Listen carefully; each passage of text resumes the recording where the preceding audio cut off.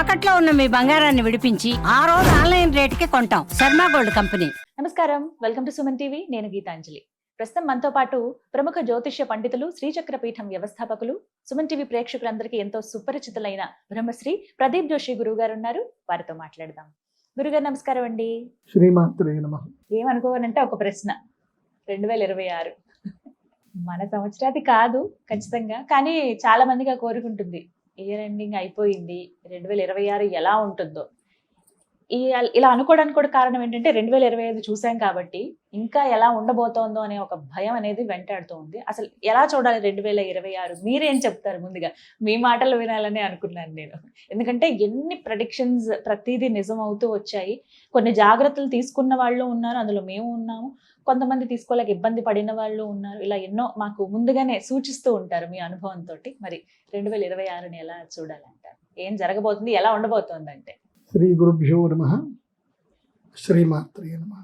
సందర్శనం వితనుతే పితృదేవనృణాం మాసాబ్దవాసరదళైరథవోర్ధ్వగం యత్ సవ్యం క్వచిదుపైత్యపసవ్యమేకం జ్యోతిఃపరం దిశతు వత్స్వమితాం శ్రియం నః.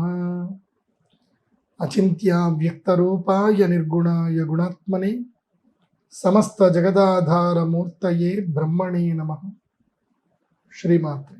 2026 బాగా గుర్తుపెట్టుకోండి.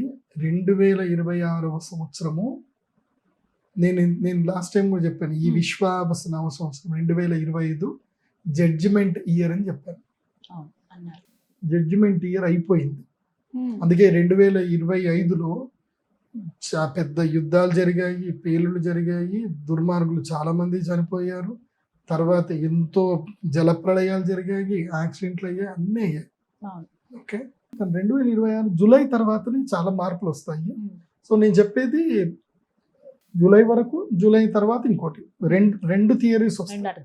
ఇప్పుడైతే జూలై వరకే చెప్తాను. మళ్ళీ జూలైలో మళ్ళీ ఒకసారి, ఎందుకోసమంటే ప్రతిసారి అక్షయ తృతీయ మనకి ఎప్పుడు బాగా గుర్తుపెట్టుకోండి. నేను ఏది చెప్పినా పర్ఫెక్ట్ ఉంటుంది. ఇది చాలా మంది థియరీ పట్టుకున్నారో లేదో తెలియదు, కానీ అక్షయ తృతీయకి గురువుది రెవల్యూషన్ ఉంటుంది. అంటే గురువు మార్పు ఎప్పుడు కూడా అక్షయ తృతీయ నుంచో మన క్యాల్కులేషన్ ఉంటుంది, గుర్తుపెట్టుకోండి. అయితే అక్షయ తృతీయ లేకపోతే శ్రావణ శుక్రవారము, లేకపోతే మనకి ధనత్రయోదశి, లేకపోతే వసంత పంచమి. ఇప్పుడు మెల్లిమెల్లిగా మారుతూ ఉంటాడు కదా 12-12కి. ఈసారి ఆషాఢ శుద్ధ ఏకాదశి వరకు ఒక సిచ్యువేషన్ ఉంటుంది రాశిఫలం. అంటే అందరి జీవితాలు ఆషాఢ శుద్ధ ఏకాదశి వరకు చెప్తాను, అంటే పెద్ద ఏకాదశి వరకు. ఇక అనుకోండి వరలక్ష్మి వ్రతం అనుకోండి, ఈసారి అందరు వరలక్ష్మి వ్రతం అందరి జీవితాలు మారుస్తారు. ఎవరెవరి జీవితాలు మారుస్తుంది అది కూడా చెప్తాను. ఫస్ట్ మేషరాశి.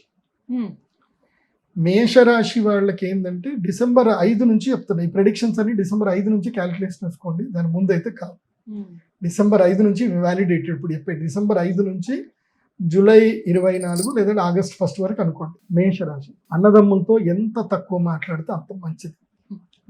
అన్నదమ్ముల జోలికి వెళ్ళకండి, వాళ్ళతోటి ఏ ఫైనాన్షియల్ ట్రాన్సాక్షన్ చేయకండి, వీళ్ళకి షూరిటీలు పెట్టకండి.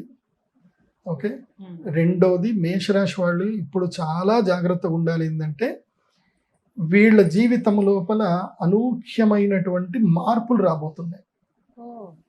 రాబోతున్నాయి. మెయిన్గా ఏంటంటే డిజాస్టర్స్ జరగబోతున్నాయి మేషరాశి వారికి. డిజాస్టర్స్ అంటే ఈ సంవత్సరం కనుక జాగ్రత్తగా ఉంటే అదృష్టయోగమే. ఈ సంవత్సరం కనుక జాగ్రత్తగా లేకపోతే పడిపోతే 10 ఏళ్ళకి పడిపోతారు చెప్తున్నా మేషరాశి వాళ్ళు. అంటే మీ ఫినాన్షియల్గా ఏమున్నా సరే ఎవ్వరి చెప్పుడు మాటలు వినకండి. Be practical, be open. ఏదున్నా డైరెక్ట్గా మాట్లాడండి, ఇండైరెక్ట్ మాటలొద్దు, మోమాటాలు వద్దు. డబ్బు విషయంలో అస్సలు మోమాటం వద్దు, బాగా గుర్తుపెట్టుకోండి. అయితే ఫినాన్షియల్ ప్రాబ్లమ్స్ ఉన్నా కానీ మేషరాశి వాళ్ళకి మాత్రం ఈ సంవత్సరము కీర్తి ప్రతిష్టలు బాగా పెరుగుతాయి. మంచి పేరు వస్తుంది, మంచి విద్య వస్తుంది, జ్ఞానం వస్తుంది. అదేవిధంగా మాయా విద్యల్లో వీళ్ళు అద్భుతంగా రాణిస్తారు. అంటే అట్లని దొంగతనం చేయమని చెప్పట్లేదు. కాకపోతే ఎవరైతే మేషరాశిలో ఉన్నారో, ఎవరైతే క్రైమ్ని బిజినెస్గా చేసుకుంటున్నారో వాళ్ళకైతే లాభాలు ఉంటాయి.